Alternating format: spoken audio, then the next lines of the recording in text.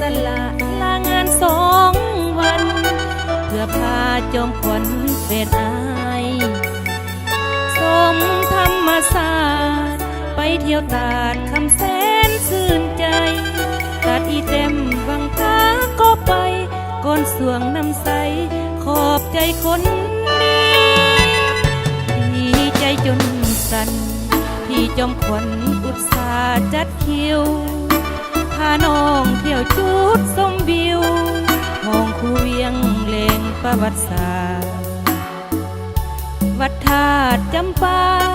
หอพิพิธภัณฑ์งามเด่น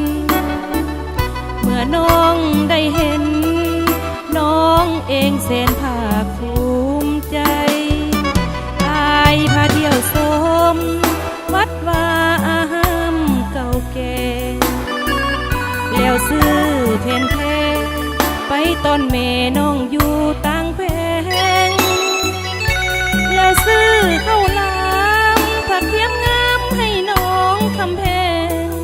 พาน้องเที่ยวชมทุกแห่งก่อนอาบน้ำแกนแสนเย็นซื่นใจขอบใจยอดสู่ที่เคียงคู่จูงขึ้นบันไดถือขันทูบเทียนดอกไม้กราบไหว้พระธาตุหลักเมือง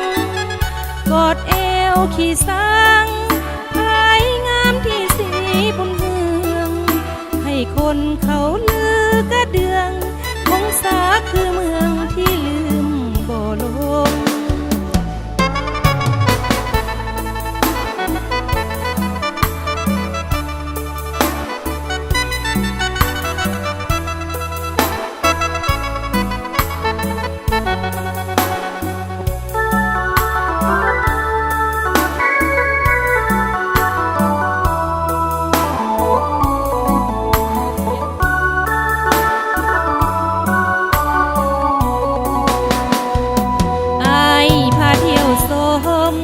วัดวาอา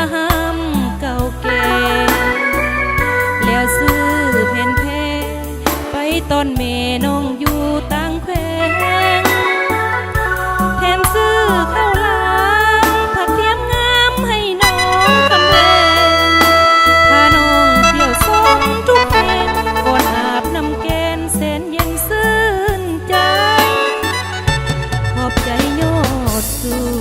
ที่เคียงคู่จูงขึ้นบันไดถือขันทูบเทียนดอกไม้กราบไหว้พระธาตุหลักเมืองกอดเอวขี่สัง